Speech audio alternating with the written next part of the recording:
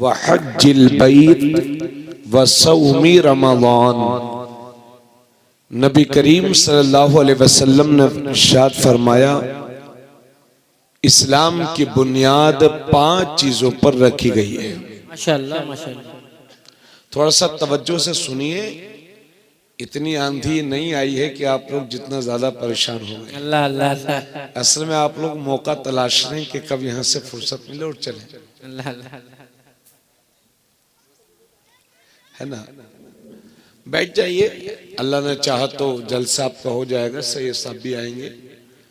और ये अल्लाह का हुक्म ही तो है कि कल अच्छी खासी बारिश हुई है सुबह में, और माशाल्लाह आप आराम के साथ खेत में जलसा कर रहे हैं, वरना इतनी बारिश होने पर खेत में जलसा मुमकिन नहीं लगता। सच। थोड़ी सी आवाज और क्लियर कर दो इसकी भैया, धूम धड़ाका बंद कर दो माइक का, और आवाज को साफ कर दो कि हर बात पब्लिक के समझ में आए। बेशक। इस्लाम की बुनियाद, इधर सुनिए, इस्लाम की बुनियाद 5 चीजों पर है। सुभान अल्लाह। अब आप हजरात से मैं ये नहीं कहूंगा कि हाथ उठाओ लहरा के बोलो, आप लोग बस आराम से बैठ जाओ। अल्लाह अल्लाह। कोई बात अच्छी लगेगी तो, मुझे तरस आ रहा है आपको देख करके, बड़ी मेहनत आपने की है। अल्लाह अल्लाह। तारिफ भाई को मायूस नहीं किया है आपने, हाँ आपने उनका बराबर साथ दिया। अगर ये लोग कोशिश न करें तो लोग ठंडी ठंडी हवाओं में सो जाएंगे। अल्लाह अल्लाह। इस्लाम की बुनियाद 5 चीजों पर है, बस ठीक है। उनमें सबसे पहली चीज ये है, इस बात की गवाही देना कि अल्लाह के सिवा कोई माबूद नहीं, सुभान अल्लाह सुभान अल्लाह। कोई इबादत के लायक नहीं, और मोहम्मद सल्लल्लाहु अलैहि वसल्लम अल्लाह के बंदे और उसके रसूल हैं। सुभान अल्लाह। व इकामी सलाह, और नमाज कायम करना, व इताई ज़कात, और ज़कात अदा करना, व हज्जिल बैत, और काबतुल्लाह का हज करना, व सौमी रमज़ान, और रमजान शरीफ के रोजे रखना। सुभान अल्लाह सुभान अल्लाह। ये 5 चीजें हैं। नबी फरमाते हैं इस्लाम की बुनियाद इन 5 चीजों पर रखी गई है। जिस तरह से आप कोई कमरा बनाते हैं, कोई हुजरा बनाते हैं, कोई रूम बनाते हैं, तो 4 सुतून होते हैं, एक छत होती है, तब मिलकर के एक कमरा बनता है। इस्लाम को उसी से तशबीह दी गई है कि इस्लाम की बुनियाद भी 5 चीजों पर है। उनमें सबसे पहली बात अल्लाह की तौहीद की गवाही देना और रसूलुल्लाह की रिसालत की गवाही देना। माशाअल्लाह माशाअल्लाह। आप में से बहुत सारे हमारे बुजुर्ग बैठे हैं, इन्होंने गवाहियां बहुत दी होंगी। बहुत सारे लोग कहेंगे हजरत हमने गवाही देके बहुत निकाह पढ़वा दिए, तो गवाही आपने बहुत दी होगी। कभी चांद की गवाही, कभी निकाह की गवाही, और कभी लोग कुछ पैसा लेकर के झूठी गवाही थाना कोर्ट कचहरी में दे देते हैं। अल्लाह अल्लाह। लेकिन दुनिया की सबसे बड़ी गवाही यह है कि अल्लाह के सिवा कोई माबूद नहीं, और मोहम्मद सल्लल्लाहु अलैहि वसल्लम अल्लाह के बंदे और उसके रसूल। वाह वाह वाह। थोड़ा सा बेदार रहिएगा और परेशान ना होइए, अल्लाह का जो हुक्म होगा वही होता है। बेशक। मोअज़्ज़ज़ सामीन, आज मुसलमानों की सबसे बड़ी जरूरत यह है कि अपने बच्चों के ईमान पर निगाह रखो और अपने बच्चों के ईमान को बचाओ। आज हम देख रहे हैं कि मुसलमानों के बच्चे, उनकी शक्ल देखो और उनके कारनामे देखो और उनके अंदाज और स्टाइल देखो तो लगता ही नहीं है किसी मुसलमान का बच्चा है। अल्लाह अल्लाह अल्लाह। जी हाँ हजरात, आज हमारा बच्चा हाथ में कड़ा पहन के घूमता है और गले में चैन पहन के घूमता है, ये हाथ में कड़ा अगर किसी मजहब में जायज है तो वो हम उसकी मुखालफत नहीं करते, वो उनकी अपनी मर्जी है। लेकिन इस्लाम में हाथ में कड़ा पहनने की गुंजाइश नहीं है। ये कुफ्र की अलामत है साहब, है ना जी। आज मुसलमानों के ईमान की कमजोरी का यह आलम है कि नाम है अब्दुल रहमान, लेकिन पूछो भाई साहब आपका नाम क्या है, तो कहते हैं साहब हजरत साहब हमारा नाम गुड्डू है। नाम है अब्दुल्ला। आपसे पूछेंगे साहब नाम क्या है आपका, कि साहब हजरत साहब हमारा नाम शानू है। नाम है अब्दुल वाहिद। पूछेंगे साहब आपका नाम क्या है, तो वो कहेंगे हजरत साहब हमारा नाम राजू है। नाम है अब दीगर नाम मोहम्मद नाम है या अहमद। पूछू आपका नाम क्या है, बोले साहब हजरत हमें पप्पू कहते हैं। हजरत इसी पप्पू और गुड्डू और मुन्ना और शानू के चक्कर में फंसा हुआ है आज का मुसलमान। यानी नाम लेने से इसलिए शर्मा रहा है ताकि लोग इसको मुसलमान न समझे। हाथ में कड़ा इसलिए पहन रहा है कहीं लोग हमें मार न डालें, हमें मुसलमान न समझे। अगर इस तरह के आप मुसलमान हैं तो माफ करिएगा, आप गोश्त खाने वाले मुसलमान तो हो सकते हैं, लेकिन मुसलमान की जो सच्चाई होती है वो नहीं है। आप हक है। ईमान की लज्जत को महसूस नहीं किया है आपने। इसलिए ऐसे मुसलमान बनो मेरे भाई, ऐसे मुसलमान बनो कि तुम्हारा चलना बताए ये नबी का गुलाम चल रहा है, तुम्हारा बोलना बताए ये नबी का गुलाम बोल रहा है। हजरात हम अपनी इंडिया की बात करते हैं, अल्लाह ताला का फजलो करम है कि नेपाल में हाल बहुत दुरुस्त है। यहाँ दुनिया के दूसरे धर्म के लोगों के साथ बहुत ज्यादा तासुब नहीं रहता, मगर जिस मुल्क से हम आते हैं इंडिया, अल्हम्दुलिल्लाह हमारे मुल्क के हालात भी बहुत अच्छे ही हैं, कोई ऐसे खराब हालात नहीं है। लेकिन हम ये देख रहे हैं इधर चंद सालों से कि चंद गुंडे मिलकर के हमारे बच्चों को घेर लेते हैं और उनसे कुफरिया बोली बुलवाते हैं कि बोल वरना मार डालेंगे। कभी हरियाणा में होता है, कभी पंजाब में, कभी झारखंड में होता है, कभी राजस्थान में। चंद गुंडे मिलकर के हमारे बच्चों को घेर लेते हैं और बोलते हैं बोल, अब ये बोल, अब ये बोल और अब ये बोल रहा है, फिर भी मार रहे हैं। मेरे दोस्तों, अल्लाह आपकी जानो माल की हिफाजत करे, मेरे जानो माल की भी हिफाजत करे।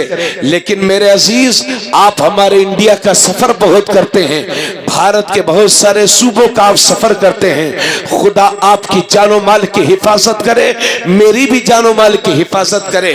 अगर इस तरह के हालात आपके सामने कभी पेश आ जाएं तो खुदा के वास्ते जिंदगी की आखिरी सांस तक जबान से कलमा कुफ्र ना निकालना और ईमान पर कायम रहना, ला इलाहा इल्लल्लाह पढ़ते रहना। मेरे दोस्तों, ईमान की दौलत अल्लाह की बहुत बड़ी नियमत है, दौलत है जो तुम्हें मिली है। ये दौलत पैसे से नहीं खरीदी जा सकती, ये दौलत उसे मिलती है जिसे अल्लाह अपना महबूब बनाता है, जिसे मेरा रब पसंद करता है। इसलिए ईमान की दौलत को जाया न करना और नेता उतना ही बनना जितने में आपके ईमान पर कोई खतरा न आने पाए।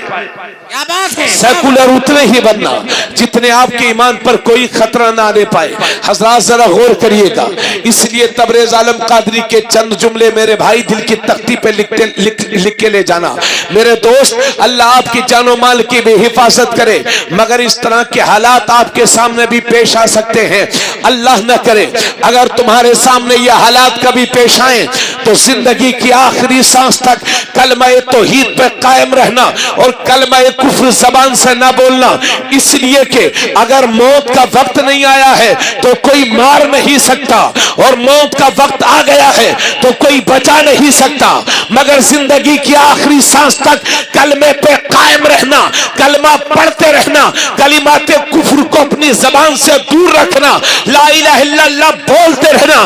क्योंकि इसी हालत में अगर मर भी जाओगे तो शहीद कहलाओगे और बच जाओगे तो गाजी कहलाओगे। नारे तकबीर, नारे रिसालत, मसलके आला हज़रत, मज़हबे इस्लाम, हक़्क़े खिताबत, खतीबे हिंदुस्तान, खलीफे गुलज़ारे मिल्लत। वाह वाह वाह वाह, सुभान अल्लाह। माशाअल्लाह माशाअल्लाह। बातें मेरी समझ में आ रही हैं आपको कि नहीं? अभी और समझ में आएगा, आप थोड़ा सुकून से बैठे रहिए। माशाअल्लाह। कुछ लोग बीच में उठ के डरा देते हैं, मगर चूंकि रात का वक्त है, इंसानी जरूरतें होती हैं, हम किसी को मजबूर नहीं कर सकते। लेकिन आप भी हमें बार बार टोकने पर मजबूर मत करना, कृपया ध्यान देना इस बात पर। ईमानदारी से मुसलमानों, एक बात मैं आपसे पूछना चाहता हूं, ईमानदारी से जवाब दीजिएगा। आप ये चाहते हैं कि दूसरे, जब हम कहीं खड़े हों तो लोग हमें देख के मुसलमान समझें, आप ये चाहते हैं या लोग हमें देख के काफिर समझें? ये चाहते हैं, बताइए। यही चाहते हैं ना? तो फिर हमारी शक्ल सूरत कैसी होनी चाहिए? मुसलमान जैसी होनी चाहिए ना। मगर अल्लाह रहम करे हमारी कौम के बच्चों पर। हमने अपनी कौम के बच्चों को 1-1 लाख 50-50 हजार के मोबाइल देकर इन्हें बिगाड़ने का काम किया है।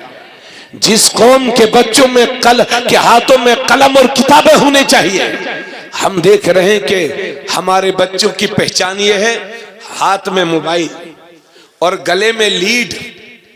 गले में लीड, पहले तावीज ज्यादा रहते थे, कहीं कहीं लोग तस्वीर डाल लेते थे, लेकिन अब तस्वीर की जगह मोबाइल की लीड। और बाल ऐसे, उसे क्या बोलते हैं, कुत्ता कटिंग। पता ही नहीं चलता यार ये, अरे हाँ भाई शर्म आती है देखकर। बोलो भाई, आप बोलो।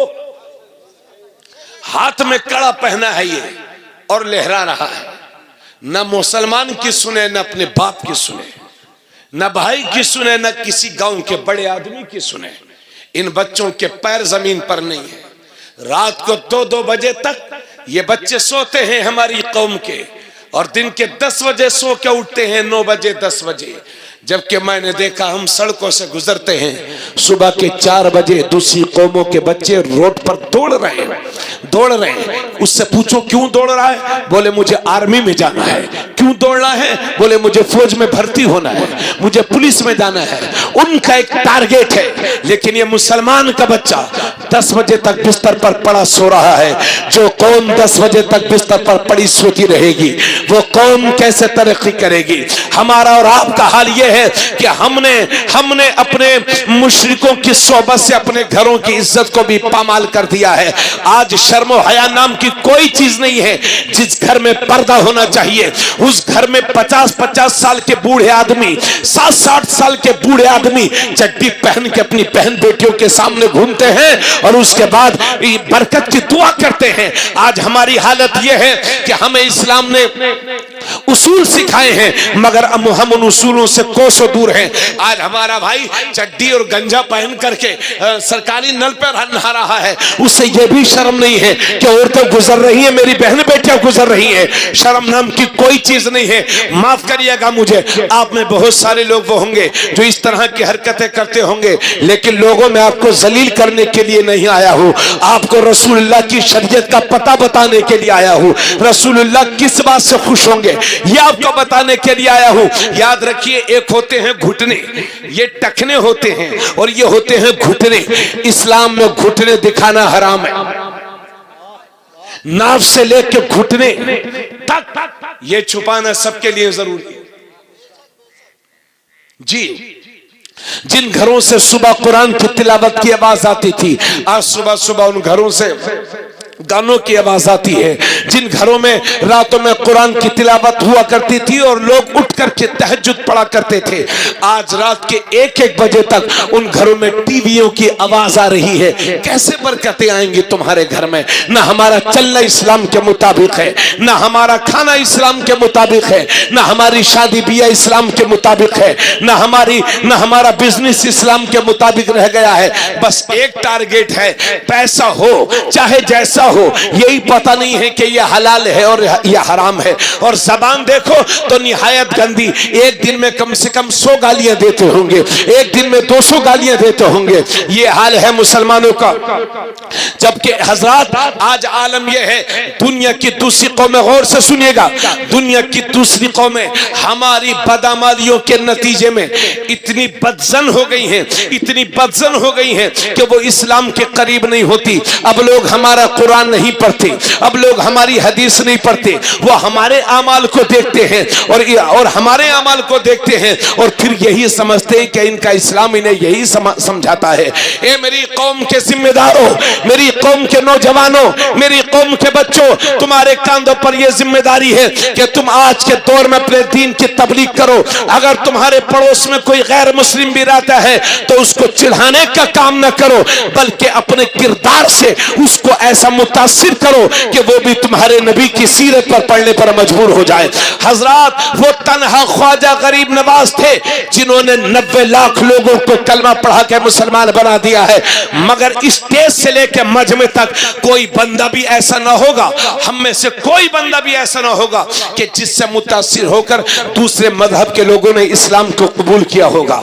आज हम तालीम ही नहीं पेश कर रहे हैं, इसलिए मेरी कौम के जिम्मेदारों, हमारे कांधों पर यह जिम्मेदारी आ गई है कि हम पक्के सच्चे मुसलमान हो जाएं। अगर मस्जिद से सदाए अल्लाह अकबर आ जाए और तुम्हारी दुकान पर कस्टमर खड़ा हो तो मस्जिद की सदाए अल्लाह अकबर सुन करके आप मस्जिद में पहुंच जाएं, नमाज अदा करें।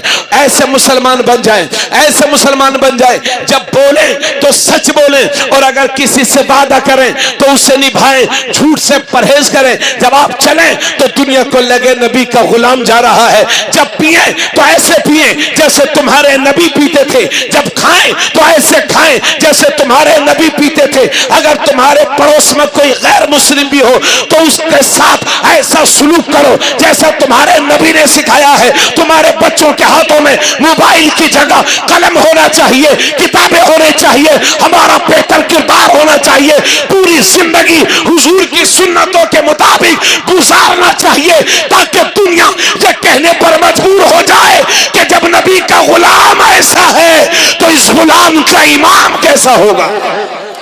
नारे तकबीर, नारे रिसालत, मसलके आला हजरत, मजहबे इस्लाम, ताजुल शरिया कॉन्फ्रेंस, जश्ने दस्तार हिफ्जुल कुरान, हजरत अल्लामा मुफ्ती तबरेज आलम साहब किबला रामपुरी, सरजमीने नेपाल। वाह वाह वाह, सुभान अल्लाह। ये देखो कड़ा निकालो हाथ में से। ए बेटा, ए कड़ा निकालो हाथ में से। बहुत अच्छा मौका है, बहुत अच्छा मौका है माशाल्लाह। जितने हाथ भाइयों के हाथ में कड़े हो सब निकालो। हंसो नहीं, बहुत गलत बात है।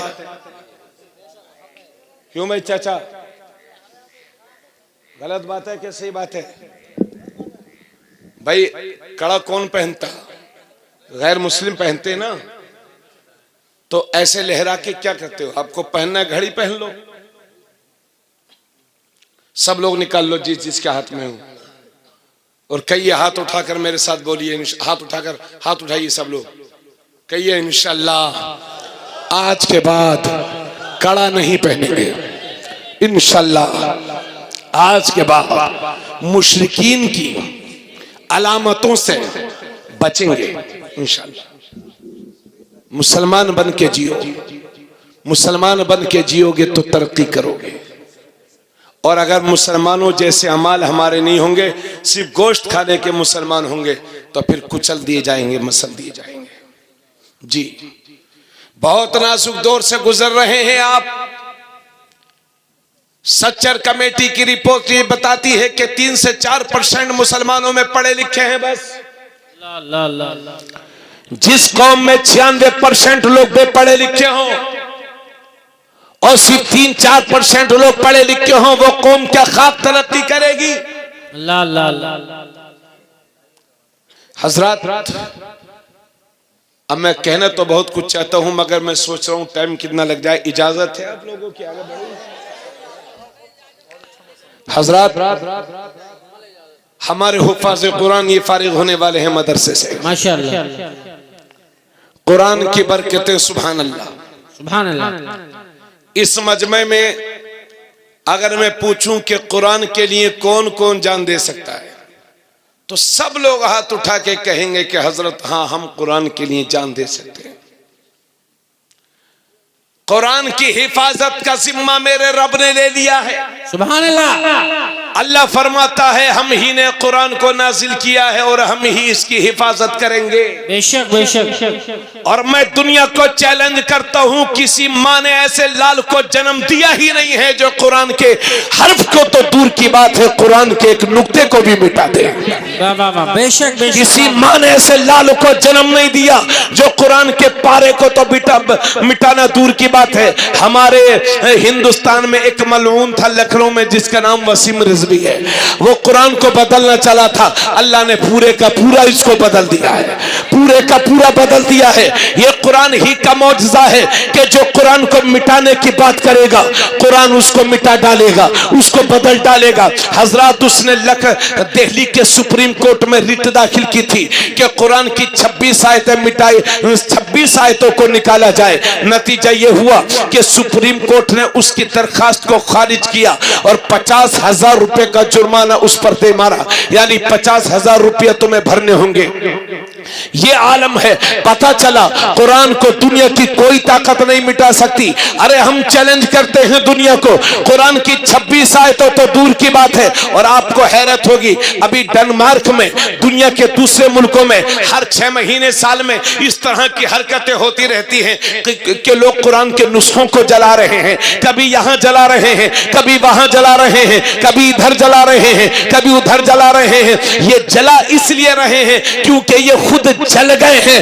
कुरान का मुकाबला करने की इनके पास औकात नहीं है, इनकी ताकत नहीं है। हम दुनिया को चैलेंज करते हैं, कुरान की 26 आयतें तो दूर की बात है, अल्लाह की कसम क़यामत आ जाएगी, कुरान का न कोई सबर मिटा सकता है, न कोई शेर मिटा सकता है, न कोई रुकू मिटा सकता है, न कोई पारा मिटा सकता है, न कोई सूरत मिटा सकता है, क्योंकि कुरान के अलावा दुनिया की सारी किताबें कागजों पर छपती हैं, मेरा कुरान मुसलमानों के बच्चों के सीनों पर छपता है। नारे तकबीर, नारे रिसालत, मसलके आला हज़रत, मज़हबे इस्लाम, कुरान हमारा। अरे जोर से बोलो, कुरान हमारा, कुरान हमारा, एजाज़े कुरान, शाने कुरान, हाफिज़े कुरान। वाह वाह वाह वाह, सुभान अल्लाह सुभान अल्लाह। आपके लिए खुशी की बात है, पूरी दुनिया में अगर किसी किताब के हाफिज होते हैं तो वो सिर्फ कुरान के। जी, कुरान के अलावा दुनिया में किसी किताब के हाफिज नहीं है। थोड़ा सा इधर ध्यान रखिए एक एक जुमले पर। कुरान के अलावा दुनिया की किसी किताब के कोई भी हाफिज नहीं है, किसी भी किताब के हाफिज दुनिया में नहीं पाए जाते। अगर इस दुनिया में किसी किताब के हाफिज हैं तो वो सिर्फ हमारा कुरान है। हमारा कुरान सिर्फ कागजों का मोहताज नहीं है, हमारा कुरान मुसलमानों के छोटे छोटे बच्चों के सीनों पर छपा करता है। अल्हम्दुलिल्लाह, इसी वजह से हम दुनिया को फिर चैलेंज करते हैं कि दुनिया की सारी किताबों को उठा करके समंदर में डाल दो और नेपाल की सारी प्रेसों पर, भारत की सारी प्रेसों पर पाबंदी लगा दो कि 100 साल तक कोई किताब न छपेगी नेपाल में, 100 साल तक कोई किताब न छपेगी इंडिया में। और सारी किताबों को उठा करके समंदर में डाल दो, 100 साल के बाद आवाज दो, फला किताब तूहा, फला किताब तूहा, फला किताब तूहा। अल्लाह की कसम कोई किताब नहीं आएगी, लेकिन आवाज दोगे ए कुरान तूहा, तो मेरी कौम के ये छोटे छोटे बच्चे अपने सीनों को लेकर के हाजिर होंगे। जिन्नाबाद जिन्नाबाद, सुभान अल्लाह सुभान अल्लाह। अब मैं आपसे पूछना चाहता हूं, तवज्जो चाहूंगा पूरे मजमे की।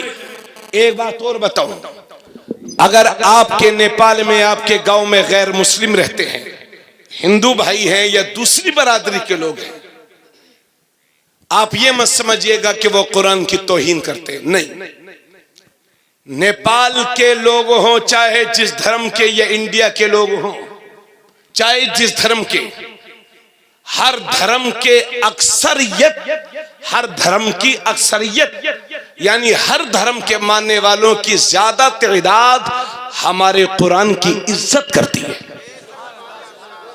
बहुत सारे गैर मुस्लिम वो हैं जिनके घरों में कुरान रखे हुए हैं और वो सुबह उठते हैं तो फिर कुरान को चूम के बाहर निकलते हैं।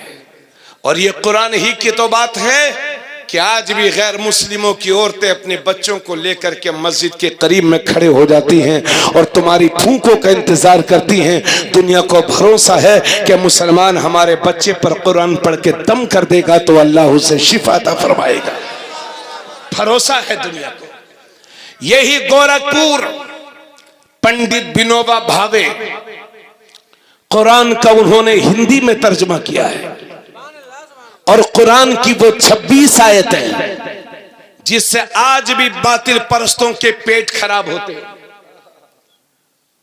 उन 26 आयतों का हिंदी में अनुवाद, तर्जमा और तशरीह की है पंडित विनोबा भावे ने और गीता प्रेस गोरखपुर से वो छपी है। इसलिए मैं अर्ज कर रहा हूं कि आपको जज्बात दिलाने के लिए, आपके जज्बात को उभारने के लिए, आपको जोश दिलाने के लिए, अल्लाह ना करे कि नेपाल में कोई हरकत हो मगर इस तरह की हरकतें आपके यहां भी हो सकती हैं। खुदारा आपका भाई आपसे एक बात कहता है, अगर इस तरह की हरकतें आपके यहां हो, अगर कुरान के कोई नुस्खों को जलाने लगे या कुरान के खिलाफ कोई जबान खोले या कुरान के खिलाफ कोई कलम चलाए तो फिर अपने उलमा के मशवरे के बगैर रोडों पर धरना देने के लिए मत उतरना, एहतिजाज मत करना। अपने बड़ों के मशवरे के बगैर रोड पर मत उतरना, एहतिजाज मत करना, क्योंकि हम मौजूदा हालत देख रहे हैं। हम अपना ही हक मांगने के लिए रोड पर उतरते हैं और नतीजा यह होता है कि हमें अपने ही सीनों पर गोलियों को बर्दाश्त करना पड़ता है और हमारे ही बच्चों को जेल की सलाखों के पीछे डाला जाता है। इसलिए ऐलान किया जाता है कि अगर कुरान के खिलाफ कोई कलम चलेगा, कुरान के खिलाफ कोई आवाज उठेगी तो मुसलमान ऐलान करते हैं कि हम धरना नहीं देंगे, एहतिजाज नहीं करेंगे, बल्कि हमारा अगला कदम यह होगा कि कुरान के खिलाफ अगर कोई एक जबान खुलेगी तो उसके बदले में हम 100 जबानें कुरान पढ़ने वाली तैयार कर देंगे। वाह वाह वाह वाह, जिंदाबाद, सुभान अल्लाह, सुभान अल्लाह। अब आप मुझे बताएं कि कुरान के लिए जान दे सकते हैं ना? बोलिए हाथ उठा के इंशाअल्लाह, बोलिए उठा के इंशाअल्लाह। अगर आप हाथ ना भी उठाओ तब भी मुझे 100% यकीन, मुझे अपनी कौम के बच्चों पर भरोसा है कि तहफ़्फ़ुज़ कुरान की बात आएगी तो माल की जरूरत पड़ेगी माल देंगे, जान की जरूरत पड़ेगी जान देंगे। मगर याद रखिए, हमारा कुरान आपकी जानों को लेने के लिए नहीं आया है, बल्कि हमारी जानों को बचाने के लिए आया है। कुरान दुनिया के इंसानों की जानों को बचाने के लिए आया है। लेकिन मैं अब आपसे पूछना चाहता हूं कि आप कुरान के लिए जान तो देने के लिए तैयार हैं, लेकिन कुरान पढ़ने के लिए तैयार क्यों नहीं? बात समझ में नहीं आई? कुरान जान देने के लिए तो तैयार है, लेकिन पढ़ने के लिए तैयार क्यों नहीं है? अगर इसी मजमे में मैं हाथ उठवाऊं कि भाइयों कितने लोगों को कुरान आता है, तो मैं हाथ नहीं उठवाऊंगा, क्योंकि एक बार हाथ उठवा के मैं शर्मिंदा हो चुका हूं। बहुत बड़ा मजमा था, मैंने कहा भाइयों कितने लोगों को कुरान पढ़ना आता है, तो चंद लोगों के हाथ उठे, मुझे शर्म आ गई देख करके। अगर 70-80 साल की जिंदगी में कुरान न पढ़ सके तो किस बात के मुसलमान हो आप? क्या सीखा है आपने जिंदगी में? पूछना चाहता हूं अपनी कौम से। अगर इसी मजमे में मैं कहूं कि कितने लोगों को कुरान आता है, तो मुझे लगता है 30% लोग वो होंगे जो कहेंगे हाँ हजरत हमको कुरान पढ़ना आता है, और 30% वो होंगे जो कहेंगे हजरत बिल्कुल नहीं आता, और 40% लोग वो होंगे कि उनसे पूछो कि भाई साहब आपको कुरान पढ़ना आता है, तो कहेंगे हजरत साहब आता तो है लेकिन कच्चा कच्चा।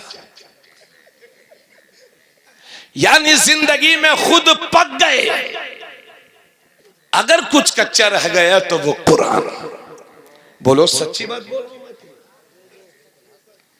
माफ करिएगा मैं आपके मजाक उड़ाने के लिए नहीं आया, लेकिन दिल रोता है जब अपनी कौम की हम हालत पर गौर करते हैं, है ना जी।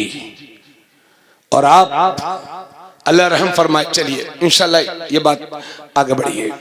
40% लोग वो होंगे कि जिन्हें कुरान पढ़ना आता है लेकिन कच्चा कच्चा। अगर 70 साल की जिंदगी में कुरान ना पढ़ना सीख सके तो किस बात के मुसलमान हुआ। हम अरे हजरत आप तो हमारे मखतूम हैं, हाजी साहब हैं आप, माशाल्लाह तशरीफ ले जाएं, आराम फरमाएं। आपको तो आराम की जरूरत नहीं है अभी,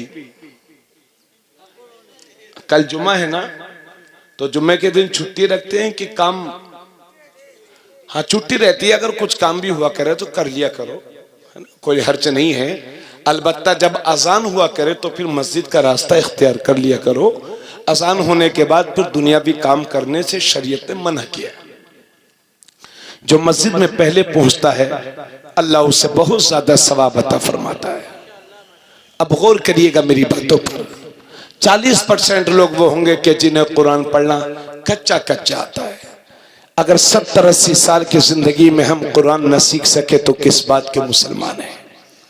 अल्लाह के नबी ने फरमाया, ए लोगों अपने बच्चों को 3 चीजें सिखाओ। अपने बच्चों को रसूलुल्लाह की मोहब्बत सिखाओ, अपने बच्चों को अहले बैत की मोहब्बत सिखाओ, और अपने बच्चों को कुरान पढ़ना सिखाओ। ये 3 बातें मेरे नबी ने फरमाई हैं। तालीम के मामले में हमारी पोजीशन यह है कि 3 से 4% पढ़े लिखे हैं हमारी कौम में, 96% लोग बेपढ़े लिखे हैं। जिस कौम में 96% लोग बेपढ़े लिखे हों और 3-4% पढ़े लिखे हों, उस कौम का यह हश्र नहीं होगा तो क्या होगा। हालांकि अगर किसी मजहब में तालीम पर सबसे ज्यादा जोर दिया गया है तो उस मजहब का नाम है इस्लाम। मगर अफसोस के साथ कहना पड़ रहा है कि उसी मजहब के मानने वाले तालीम के मामले में सबसे ज्यादा पिछड़े हुए हैं। इधर देखिए, मेरी बातों पर गौर करिए। हम उस नबी के मानने वाले हैं कि जब मेरे नबी पर पहली वही नाजिल हुई तो अल्लाह ने फरमाया, इक़रा बिस्मि रब्बिकल्लज़ी खलक़ खलक़ल इंसान मिन अलक़ इक़रा व रब्बुकल अकरम अल्लज़ी अल्लम बिल क़लम। नबी पर जो पहली वही नाजिल हुई है उसमें पढ़ने का जिक्र है और कलम का जिक्र है। जब मेरे नबी ने 40 साल की उम्र में मक्का शरीफ में ऐलान नबुव्वत किया था तो सिर्फ मक्के में 17 लोगों को लिखना पढ़ना आता था। कितने? 17। और वही मेरे पैगंबर जब 23 साल तबलीग करके जाहिरी दुनिया से रुखसत हुए तो 1.25 लाख सहाबाए किराम के हाथ कलम से सजे हुए थे, जिन्हें लिखना भी आता था, जिन्हें पढ़ना भी आता था। एक बहुत बड़ी बात आप हजरत के सामने कर दूं। वैसे गांव देहात के लोग करामात बहुत सुनते हैं, करामात सुनाओ, थोड़े बहुत चुटकुले सुनाओ तो बिल्कुल खुश हो जाते हैं। तो भाई करामात तो हमको याद है लेकिन चुटकुले हम सुना नहीं पाते। याद तो है लेकिन सुना नहीं पाते। चुटकुलों जैसा मूवी तो होना चाहिए हमारा।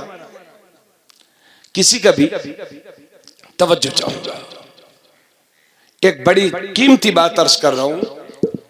जंगे बदर, जब हुजूर सल्लल्लाहु अलैहि वसल्लम मक्का शरीफ से हिजरत करके मदीना आ गए थे तो जंगे बदर हुई। गौर करिएगा भाई साहब, प्लीज खामोशी इख्तियार फरमाएं।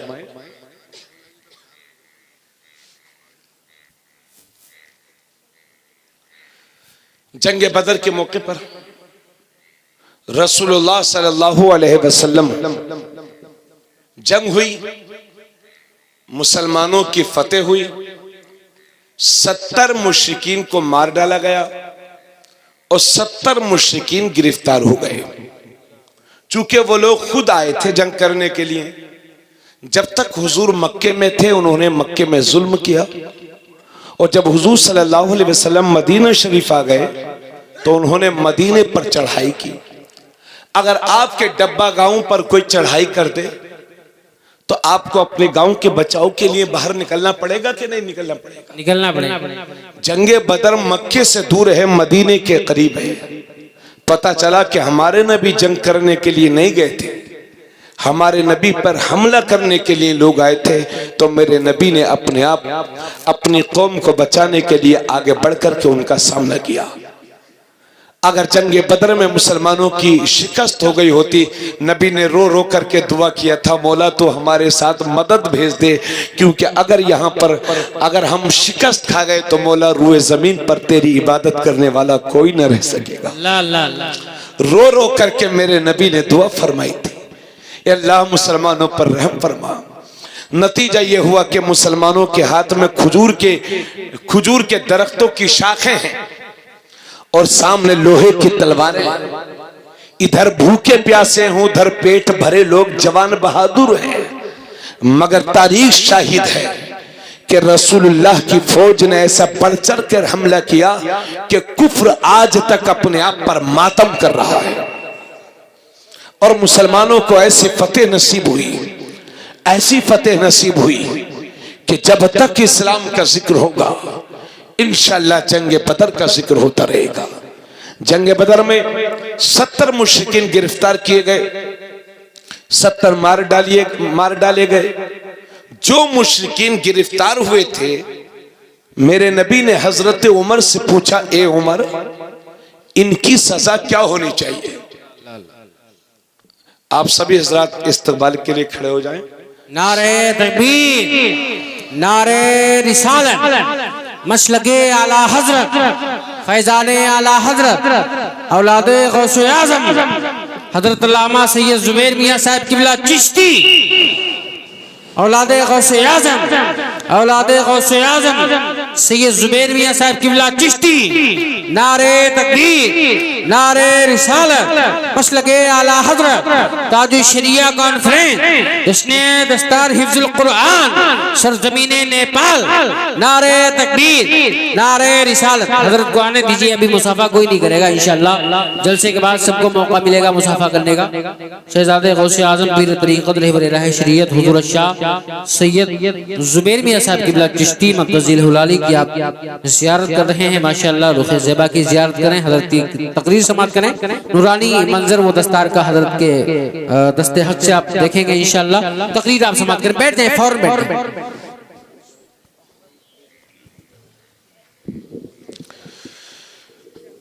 माशाअल्लाह अब सभी हजरात जितने आने थे वो आ गए।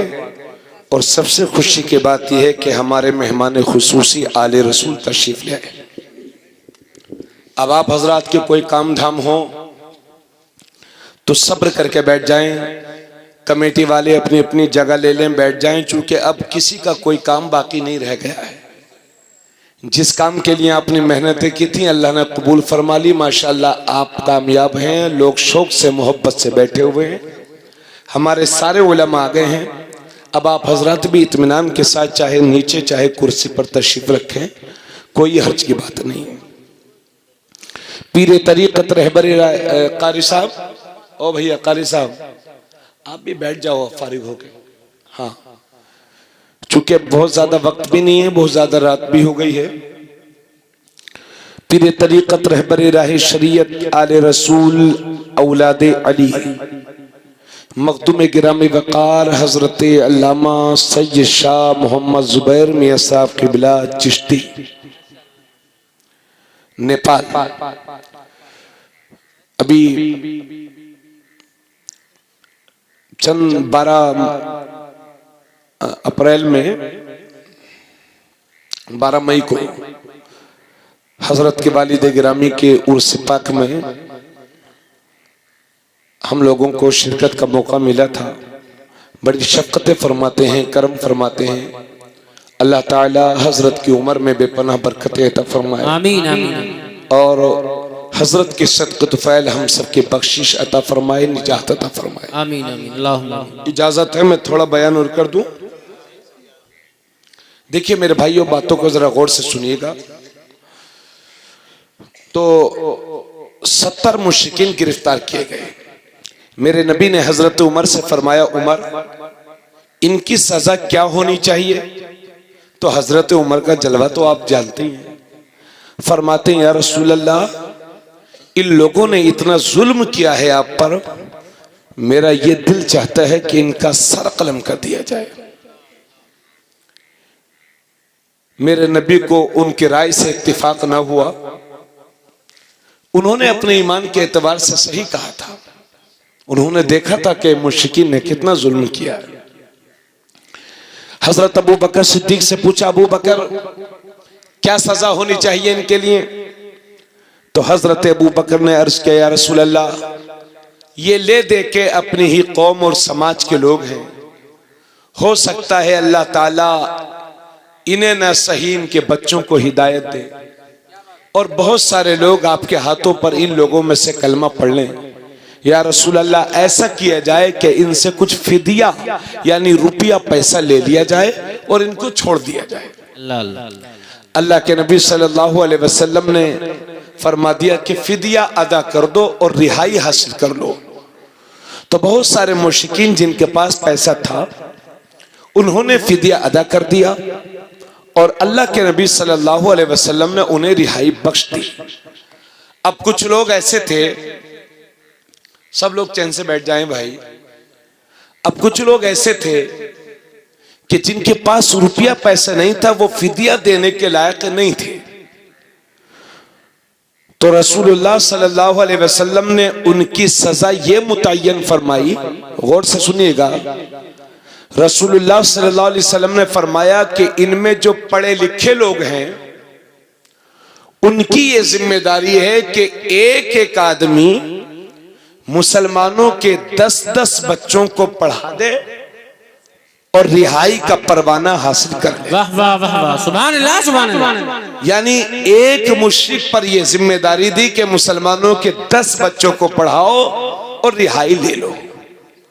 इतनी फिक्र थी आपको, आपकी फिक्र मेरे नबी को, इतने इल्म पसंद है मेरे नबी।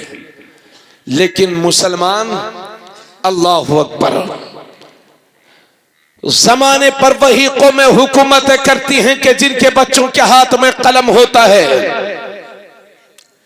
जिस कौम के पास तालीम का जेवर होगा वही कौम जमाने पर हुकूमत करेगी। तुम्हारे नेपाल से छोटा मुल्क है इजराइल, लेकिन 99% लोग पढ़े लिखे हैं वहां।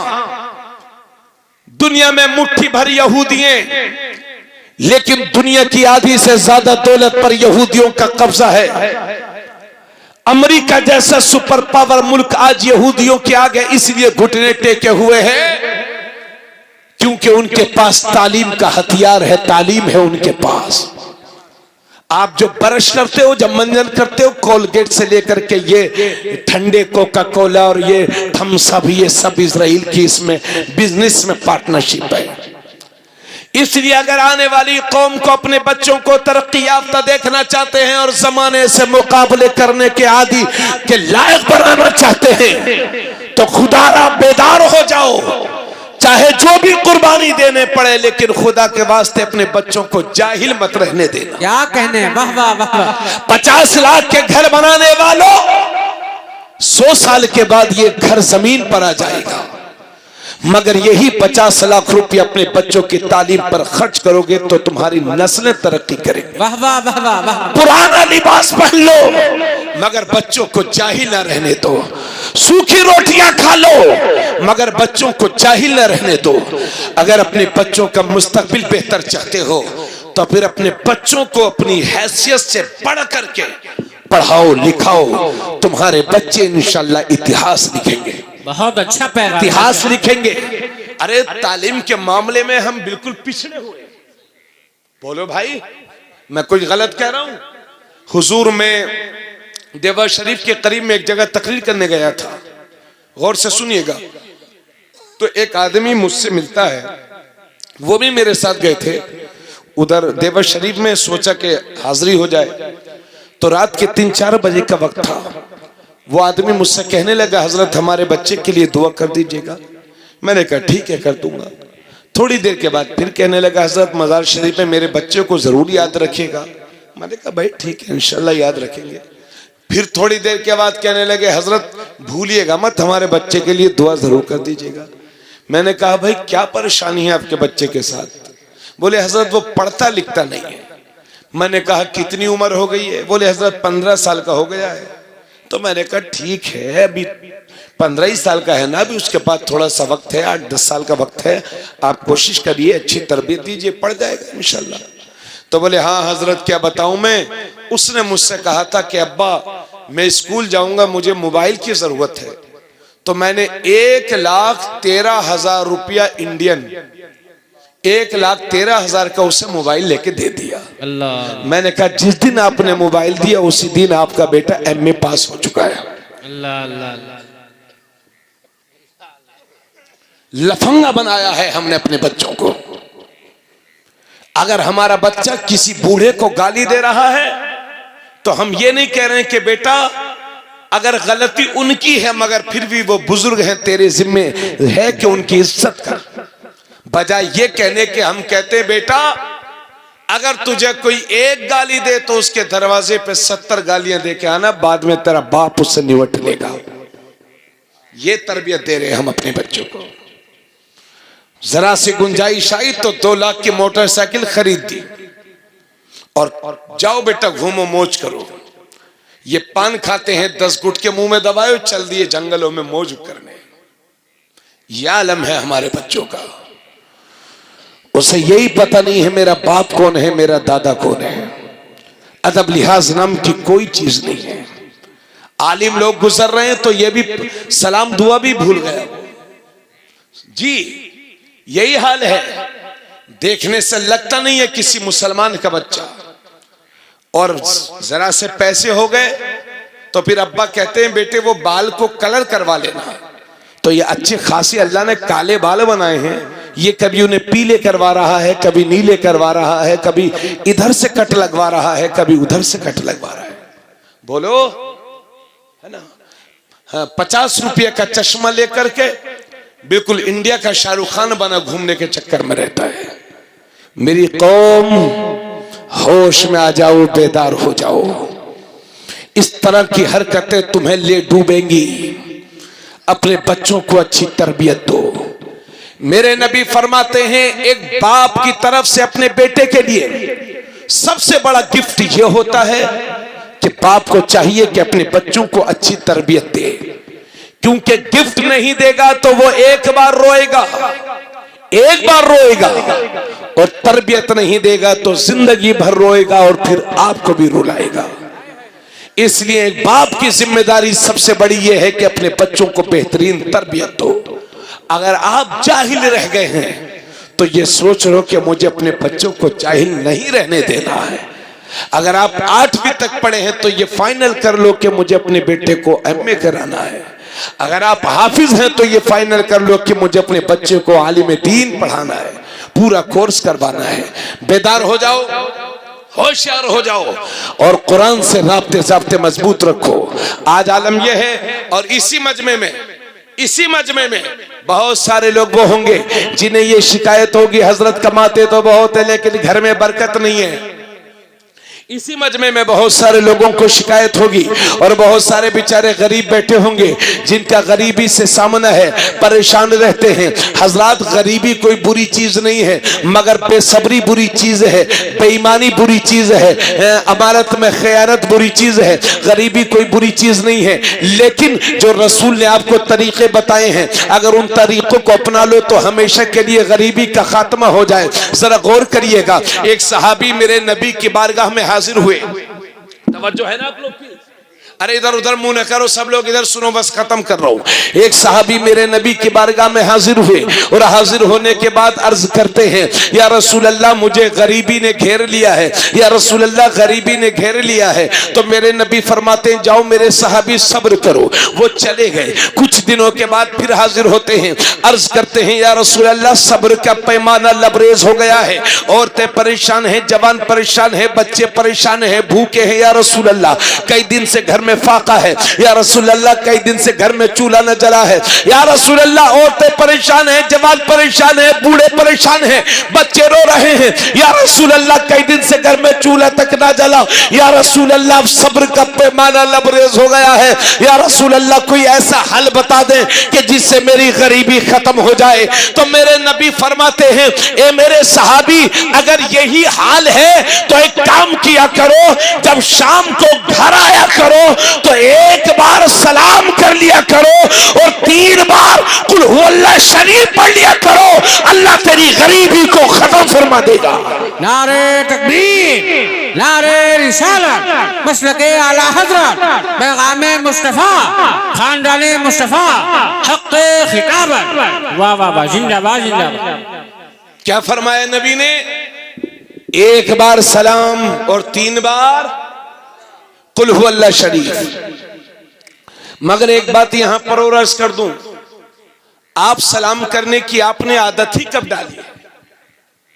सबको सलाम करेंगे, पीर साहब अस्सलाम वालेकुम, मुफ्ती साहब, अल्लामा साहब, मौलाना साहब, तारिक भाई अस्सलाम वालेकुम, मास्टर साहब अस्सलाम वालेकुम, मेंबर साहब, प्रधान जी, सब साहब अस्सलाम वालेकुम।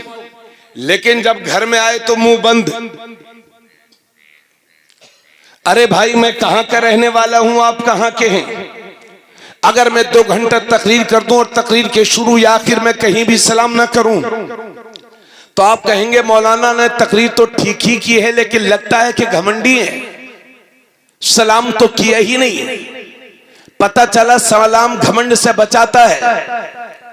हजरत, तो आपका यह हक है कि आप मुझे सलाम करें, मैं आपका जवाब दूं। मेरा यह हक है कि आपको सलाम करूं, आप जवाब दें। रसूलुल्लाह सल्लल्लाहु अलैहि वसल्लम ने फरमाया, एक मोमिन के दूसरे मोमिन पर 6 हक हैं। उनमें से एक हक यह है कि एक मुसलमान को चाहिए कि सलाम करे तो दूसरे को चाहिए कि उसे जवाब दे। मगर हमारी हालत यह है कि हम सबको सलाम करेंगे, लेकिन जब घर में जाते हैं तो घर वालों को सलाम नहीं करते, नहीं करते। अरे जानता हूं, नहीं करते। हजरत अनस से मेरे नबी ने फरमाया था, बेटा अनस, जब घर जाया करो तो घर वालों को सलाम किया करो, क्योंकि सलाम की बरकतें अल्लाह तुझे भी अता फरमाएगा, तेरे घर वालों को भी अता फरमाएगा। मगर हम सलाम नहीं करते। और अगर किसी ने अपनी बीवी को सलाम कर लिया और मोहल्ले वालों को पता चल गया कि फला आदमी सलाम करता है, तो लोग कहते हैं बीवी का गुलाम है। अगर किसी दीनदार लड़के की शादी हो जाए और अगर वो अपनी बीवी को सलाम कर ले और उसकी मां को पता चल जाए तो उसकी मां पूरे मोहल्ले की औरतों के साथ मीटिंग करेगी। लो बहनी, हमारा भैया तो हमारे हाथ से निकल गया, जुमा 8 दिन बीवी का दामन थामे घूम रहा है, महरुआ का गुलाम हुई गवाह है। यह है हमारी आदत है, यह है हमारा तबीयत पर हम, यह है हमारी तबीयत पर अमल कि अगर हम बीवी को सलाम कर ले तो लोग कहते हैं बीवी का गुलाम है। यह इस वजह से है कि हमने शरीयत से दूरी बना रखी है। समाज चाहे जो सोचे, आप चाहे जो सोचे, मगर हदीस शरीफ से साबित है कि जब मेरे नबी अपने घर में दाखिल होते थे तो अपनी बीवियों को सलाम किया करते थे। पता चला कि बीवियों को सलाम करने वाला बीवी का गुलाम नहीं होता, मेरे नबी का गुलाम होता। तो सलाम करेंगे ना घर जाके। कुछ लोग हजरत बोल ही नहीं रहे, कहिए इंशाल्लाह घर जाके सलाम करेंगे। मगर कुछ बुजुर्ग लोग हैं सोच रहे होंगे हजरत 40 साल हो गए शादी को, जो काम कभी नहीं करवाया वो काम आप करवा रहे हो हमसे। अगर हम बीवी को सलाम कर लेंगे तो हमारी उसके सामने इज्जत ही क्या रह जाएगी। एक मौलाना साहब मुझसे कह रहे थे कि हजरत मैं तो अपनी बीवी को साल में 3 बार मारता हूं। मैंने कहा किस खुशी में? बोले अगर मारेंगे नहीं तो हमारा रौब कैसे जमेगा। अरे बीवियों को मारने वाला मर्द नहीं हिजड़ा होता है, और बीवियों को ना मारने वाला मर्द होता है। बाहर से जूते खा के आते हो, डांट खा के आते हो, गालियां सुन के आते हो, और बदले में अपनी बीवियों को मारते हैं लोग। आपको मैं नहीं कह रहा हूं, मगर समाज में ऐसा चल रहा है। हजरत मुआविया बिन हजरत हकीम बिन मुआविया कुशैरी, उन्होंने अर्ज किया, या रसूल अल्लाह, हमारी बीवियों का हम पर हक क्या है? तो नबी करीम सल्लल्लाहु अलैहि वसल्लम ने फरमाया कि तुम्हारी बीवी का हक तुम पर यह है कि जो तुम खाओ वो उसे खिलाओ, और जो तुम पहनो वो उसे पहनाओ, और अगर किसी जरूरत से मारना पड़ जाए तो हुजूर फरमाते, शरई जरूरत से अगर मारना पड़ जाए तो नबी फरमाते उसके चेहरे पर ना मारो, और अपनी बीवियों को गाली ना दो, और उसे तन्हा ना छोड़ो, मगर घर में यानी घर के अलावा कहीं तन्हा ना छोड़ो। मेरे नबी ने इरशाद फरमाया कि तुम में कामिल ईमान वाला वो है कि जिसका अखलाक अच्छा है, और तुम में सबसे बेहतरीन इंसान वो है जो अपनी बीवी के लिए सबसे ज्यादा अच्छा है। वाह वाह वाह वाह, सुभान अल्लाह। ये लोगों, बाहर वालों की 70 माफ करते हो तो घर वाली की 10 क्यों नहीं माफ करते? आज हमारे घर जहन्नम बने हुए हैं मियां बीवी की लड़ाई से। खुदा अपने घरों को टूटने से बचाओ, क्योंकि मियां बीवी में जब लड़ाई होती है तो बच्चों की तरबियत अच्छी नहीं हो पाती, और जब रात में घरों में जाओ तो फिर रात को 3 बार कुल हुवल्लाह शरीफ पढ़ा करो। कुरान की बहुत छोटी सी सूरह है कुल हुवल्लाह शरीफ। अभी मैंने आपको बताया था कि इस मजमे में अक्सर लोग वो होंगे कि जिन्हें कुरान पढ़ना नहीं आता, मगर मुझे 100% यकीन है कि इस मजमे में कोई भी बच्चा ऐसा नहीं होगा जिसे कुल हुवल्लाह शरीफ याद ना हो। कुरान की बहुत छोटी सी सूरह है कुल हुवल्लाहु अहद अल्लाहुस समद लम यलिद वलम यूलद वलम यकुल्लहु कुफुवन अहद। इसका तर्जमा भी सुन लो। कुल, ए हबीब आप कह दो, हुवल्लाहु अहद, अल्लाह एक है, अल्लाहु समद, अल्लाह बेनियाज है, लम यलिद वलम यूलद, न वो किसी की औलाद और न उसकी कोई औलाद, वलम यकुल्लहु कुफुवन अहद, और अल्लाह के बराबर कोई नहीं, अल्लाह के मिस्र कोई नहीं, अल्लाह के मुकाबिल कोई नहीं। छोटी सी सूरह है मगर वहदानियत का समंदर है। सुभान अल्लाह सुभान अल्लाह। एक दिन मेरे नबी खड़े हुए हैं और नबी के करीब में एक सहाबी खड़े हैं और इस सूरत को पढ़ते हैं कुल हुवल्लाहु अहद अल्लाहु समद लम यलिद वलम यूलद वलम यकुल लहू कुफुवन अहद। जब मेरे नबी ने सुना तो फरमाया वजबत वजबत वजबत, वाजिब हो गई वाजिब हो गई वाजिब हो गई। तो हजरत अबू हुरैरा वही खड़े थे, अर्ज करते हैं या रसूल अल्लाह मा वजबत, या रसूल अल्लाह क्या वाजिब हो गई? नबी ने फरमाया जिसने कुल हुवल्लाह पढ़ा उसके लिए जन्नत वाजिब हो गई। वाह वाह वाह वाह, सुभान अल्लाह सुभान अल्लाह। कुरान की बहुत छोटी सी सूरह मगर एक बार पढ़ो तो जन्नत वाजिब। सुभान अल्लाह वाह वाह। इसी वजह से मेरे नबी ने फरमाया था ये बरकतों का नुस्खा बता। माशाअल्लाह। इसी वजह से मेरे नबी ने फरमाया था, मफहूम पेश कर रहा हूं, ए मेरे उम्मतियों जब रात को सोया करो तो 3 बार कुल तिहाई कुरान पढ़ के सोया करो। कितना तिहाई कुरान? भाइयों कुरान में 30 पारे हैं, है ना, 10 20 30। तिहाई कुरान का मतलब हो गया 10 पारे। कितने? 10 पारे। हुजूर मैं खुद हाफिज हूं अल्हम्दुलिल्लाह। मैं रमजानी हाफिज नहीं हूं कि रमजान शरीफ आया तो तभी, मैदानी हाफिज हूं। अल्लाह का शुक्र है मैंने 18 मेहराब सुनाई है। और अब हालात ने इतना मसरूफ कर दिया कि 2-4 साल से नहीं सुना सका, लेकिन इंशाल्लाह अज़्म मुसम्मम सैयद साहब के कदमों में बैठ के वादा करता हूँ इंशाल्लाह इस बार सुनाऊंगा। नारे तकबीर, नारे रिसालत, मसलके आला हज़रत, एजाज़े कुरान, फैज़ाने कुरान, शाने कुरान, हाफिज़े कुरान। वाह वाह। अगर एक पारे को सही से पढ़ा जाए तो ये हुफ़ाज़ कुरान बैठे हैं 20 से 25 मिनट लगता है। कितना? मगर अल्लाह जाने मेरी इस कौम को क्या हो गया है, रमजान शरीफ में ऐसा हाफिज तलाशते हैं जो 40 मिनट में 10 पारा और 20 रकत तरावी सुना दे।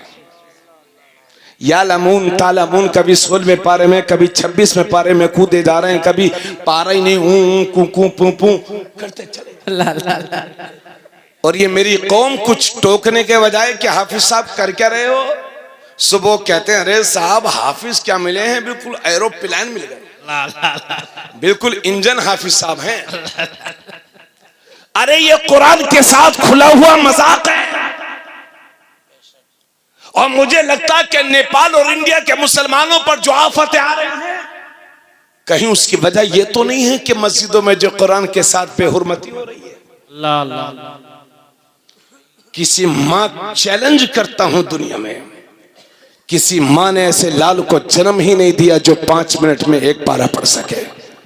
दिखाए कोई पढ़ करके एक पारा, गैर मुमकिन है। सैयद साहब फरमा रहे गैर मुमकिन है, पढ़ा जा ही नहीं सकता।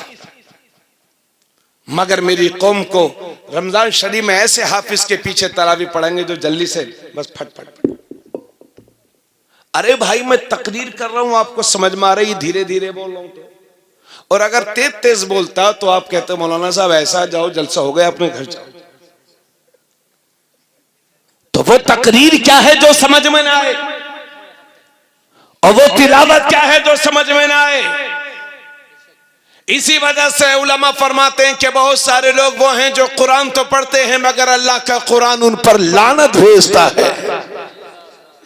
और अपने इन फारिग होने वाले बच्चों से कहूंगा कि मेरे लाल, नजराने के चक्कर में कभी 2-2, 5-5 जगह तरावी पढ़ा के अपने नजराने को हराम मत करना, क्योंकि सिर्फ सूद का पैसा ही हराम नहीं है, शराब का पैसा ही हराम नहीं है, वो पैसा भी हराम है जो कुरान के साथ बेहुरमती करके कमाया गया हो। आपके दिल में कुरान है, अरे तुम तो दूर की बात है, तुम्हारी नस्लें भी इंशाल्लाह भूखी न रहेंगी। कुरान की बरकतें इंशाल्लाह तुम्हारे घर में आएंगी। मगर 2-4 जगह नजराना बटोरने के चक्कर में कुरान के साथ बेहुरमती मत करना। चाहे आप 5 जगह तरावी पढ़ाओ मगर ठीक ठीक पढ़ना, और तेज यालमुन तालमुन वाला काम मत करना। हजरात, तो मैं अर्ज कर रहा हूँ, आपसे भी गुजारिश है कि रमजान में हाफिज साहब से कहा कीजिए कि हाफिज साहब आप 3 पारा मत पढ़िए, आप 1.25 पारा पढ़िए, मगर ऐसा पढ़िए कि लगे कि हमें कुरान पढ़ा जा रहा है। सुभान अल्लाह। अल्लाह के नबी फरमाते हैं, ए लोगों, जब कुरान पढ़ा करो तो रोया करो, आंसू बहाया करो, और अगर रोना ना आता हो तो रोने जैसा चेहरा ही बना दिया करो। नबी फरमाते, ए मेरी उम्मत, जब उलमा फरमाते हैं कि जिसका दिल करे कि वो अल्लाह से बातें करे तो उसे चाहिए कि कुरान खोल के बैठ जाया करे, कुरान की तिलावत करो। अगर आप तिलावत कर रहे हैं गोया कि अपने रब से बातें कर रहे हैं। हजरत, इसी वजह से मेरे नबी ने फरमाया, ए मेरे सहाबा, जब रात को सोया करो तो 1/3 कुरान पढ़ के सोया करो। अब एक पारे को सही से पढ़ा जाए तो 20 से 25 मिनट लग जाता है, और 1/3 कुरान का मतलब हो गया 10 पारे। अगर 10 पारों को सही से पढ़ा जाए तो 2.5 से 3 घंटा लग ही जाता है। 2.5-3 घंटे से क्रॉस हो जाएगा वक्त, 3 घंटे से ज्यादा लगेगा। अब सहाबा हैरत में पड़ गए, या रसूलल्लाह, नींद के वक्त, जब सोने का वक्त होता है तो नींद का खुमार होता है, ऐसे वक्त में कोई 3 पारा कैसे पढ़ सकता है? सहाबा हैरत में पड़ गए, या रसूल अल्लाह, कोई सोते वक्त 1/3 कुरान कैसे पढ़ सकता है? तो मेरे नबी मुस्कुरा के फरमाते हैं, ए मेरे सहाबा, तुम एक बार कुल हुवल्लाह शरीफ पढ़ लिया करो, अल्लाह तुम्हें 1/3 कुरान का सवाब अता फरमाएगा। नारे तकबीर, नारे रिसालत, मसलके आला हजरत, फैजाने कुरान, एजाज़े कुरान, खानदाने मुस्तफा सैयद जुबैर मियां साहब किबला चिश्ती, खतीबे हिंदुस्तान। वाह वाह। इसी हदीस की रोशनी में उलमा ने लिखा है कि जो 3 बार कुल हुवल्लाह शरीफ पढ़ लेता है, अल्लाह उसे 1 कुरान का सवाब अता फरमाता। माशाअल्लाह, माशाअल्लाह। जोर से बोलो सुभान अल्लाह। हमारे हाफिज कारी चांद मोहम्मद साहब कहां चले गए? अच्छा, अल्लाह ताला उन्हें सलामत रखे, आमीन। मटेरा के रहने वाले हैं और 6 साल से यहाँ पढ़ा रहे आपके गांव में। माशाअल्लाह। मुझे मालूम है कि आप ख्याल रखते हैं उनका, तभी तो 6 साल से पढ़ा रहे हैं। मगर माफ करिएगा, मैं आपसे शिकायत नहीं कर रहा हूं, मगर अफसोस है मुझे, इमामों के साथ जो हमारे सुलूक होना चाहिए वो नहीं होते। गांव के कोई भी दादा जिसके घर में नहीं सुनी जाती, वो मस्जिद में सीधे इमाम साहब को झगड़ते हैं, लड़ते हैं, बेइज्जत करने के चक्कर में रहते हैं। जी हुजूर, मैंने अभी नानपारा में एक लड़के से पूछा, बोले हजरत मैंने इमामत छोड़ दिया। मैंने कहा क्यों? बोले वो 1000 रुपये तनख्वाह मिलती थी। बताइए आज के दौर में एक महीने में इमामत की तनख्वाह 1000, 2000, 3000। मजदूर भी इंडियन 9 से 12,000 रुपये महीने कमाता है। हक है, सच है। लेकिन जिसके सीने में कुरान है, हम चक्कर में रहते हैं कि कम से कम वाला मिल जाए। यानी कपड़ा तो हमारे बदन पर अच्छा चाहिए, मगर बस हाफिज ऐसा हो जो जल्दी से मस्जिद से भेज दे। अपनी रूहानी तरबियत के लिए अपने इमाम, बेहतरीन इमाम तलाश करिए, और जो बेहतरीन मिल गए हों तो उनकी खिदमत करिए। नबी करीम सल्लल्लाहु अलैहि वसल्लम फरमाते हैं कि हाफिज कुरान अल्लाह का दोस्त होता है। जिसने उससे दोस्ती की गोया कि उसने अल्लाह से दोस्ती की, और जिसने उसकी तौहीन की गोया कि उसने, है ना, हाफिज कुरान की तौहीन करने वालों का अंजाम अच्छा नहीं होता। मेरी बात सुन लीजिए, बस खत्म कर रहा हूं मेरे दोस्तों। दर्द दिल था जो बयान कर रहा हूं। आजकल मैं खिताबत के जौहर दिखाने के लिए नहीं आता, अपनी कौम के हालत पर बात करने के लिए आता हूं। अब हमारे जितने हाफिज बने हैं, इनमें कोई मुअज्जिन बनेगा, कोई मस्जिद का इमाम बनेगा। मुअज्जिन मुअज्जिन मुअज्जिन मुअज्जिन का मतलब आप ये समझते हैं कि इमाम साहब का टिफिन ले, खाना लेकर के आए, मस्जिद में झाड़ू लगाए, तौलिया साफ करे, मुसल्ला बिछाए। यह आपने मस्जिद मुअज्जिन का मतलब समझ रखा है। मगर सुनो, मेरे नबी फरमाते हैं क़यामत के दिन सबसे ज्यादा ऊंची गर्दन उसकी होगी जो मस्जिद में अजान पढ़ता होगा। नबी फरमाते हैं अगर लोगों को यह मालूम हो जाए कि अजान पढ़ने में कितना सवाब है, तो तलवार लेके आपस में लड़ेंगे। वो कहेगा मैं अजान पढ़ूंगा, वो कहेगा मैं अजान पढ़ूंगा। ये मेरे नबी फरमाते हैं। और सुनो सुनो गौर से, एक दिन मेरे नबी ने हाथों को उठाया था और मेरे नबी ने दुआ की थी, ए अल्लाह मेरी कौम के मुअज्जिनों की मगफिरत फरमा देना। ओहो, बोलो सुभान अल्लाह। किसी बिजनेसमैन के लिए मेरे नबी ने दुआ नहीं की है, यूं तो पूरी उम्मत के लिए दुआ की है, लेकिन खास तौर से अगर किसी जमात के लिए मेरे नबी ने दुआ की है तो वो मुअज्जिनों की जमात है। अल्लाह के नबी ने हाथों को उठा करके कहा था, मौला मेरी कौम के मुअज्जिन, चूंकि इल्म गैब है ना, मेरे नबी को जानते हैं वो मेरी कौम क्या करेगी कारियों इमामों के साथ, मुअज्जिनों के साथ, इसलिए दुआ कर रहे हैं अल्लाह मेरी कौम के मुअज्जिनों की मगफिरत फरमा देना। और दोस्तों, ये जो हाफिज होके आपके पास आएंगे, एक हाफिज, इधर सुन लो भाई, अरे बैठ जाओ यार चैन से, रात का इस हिस्से में। एक हाफिज जो आपके दरमियान आ रहा है, अल्लाह की बहुत बड़ी नेमत है। हजरत अली फरमाते हैं कि जिसने कुरान को हिफ्ज किया और कुरान के हलाल को हलाल जाना, कुरान के हराम को हराम जाना, और उसने कुरान पढ़ कर के उस पर अमल भी किया, तो नबी फरमाते हैं कि अल्लाह ताला उसकी तो बख्शिश फरमाएगा ही फरमाएगा। अल्लाह ताला उसको ये इख्तियार देगा कि अपने घर के 10 उन लोगों को अपने साथ शफाअत करा के जन्नत में ले जाएगा कि जिन पर जहन्नम वाजिब हो चुकी थी। आज आप मास्टर बनाएंगे, इंजीनियर बनाएंगे, डॉक्टर बनाएंगे, गरीब से गरीब आदमी से पूछो क्या ख्याल है साहब, तो कहेंगे अरे मैं ना भेजूंगा मदरसे में, मैं तो लखनऊ की यूनिवर्सिटी में भेजूंगा। अच्छी बात है, अल्लाह करे आपका बच्चा यूनिवर्सिटी में पढ़ लिख ले, आपका बच्चा काबिल हो जाए, मेरी दुआ है आपके लिए। अपने बच्चों का जाहिल न रहने तो, चाहे कहीं भी पढ़ा लो, मगर पढ़ा लो। मगर याद रखिए, मौत का जब वक्त आता है तो इंजीनियर साहब आते हैं, अब्बा जान वो जो पैसा आपके बैंक में है तो वो जरा मुझे बता दो, कहीं ऐसा ना हो कि आपकी मौत के बाद निकालने में दुश्वारी आए। डॉक्टर साहब आएंगे, अब्बा जान वो जमीन जो आपके नाम है कितनी बीघा है, उसके कागज कहाँ, वो जरा हमें हमें बता दो, कहीं ऐसा ना हो कि आपके जाने के बाद हमें दिक्कत आ जाए, उस जमीन पर कोई कब्जा कर ले। और डॉक्टर इंजीनियर मास्टर साहब आएंगे, अब्बा जान वो जो प्लाट आपके नाम है वो किसके नाम है, उसके कागज कहाँ, अब्बा जान वो मुझे दे दो। जिन बच्चों को आपने दुनिया की तालीम दी थी वो आपकी मौत के वक्त भी आपसे दुनिया का सवाल करेंगे।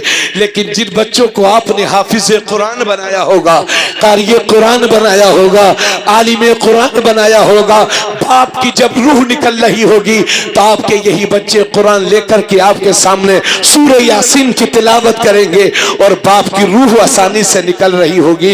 इसलिए दोस्तों, आपका फैमिली डॉक्टर भी होता है, आपका फैमिली डॉक्टर जिस तरह से होता है तो आपका फैमिली आलिम भी तो होना चाहिए ना। क्या बात, कम से कम एक घर में, कम से कम एक घर में एक हाफिज कुरान हो जाए तो सुभान अल्लाह। एक खानदान में, अरे एक घर में नहीं सही, कम से कम एक खानदान में एक हाफिज हो जाए। हजरत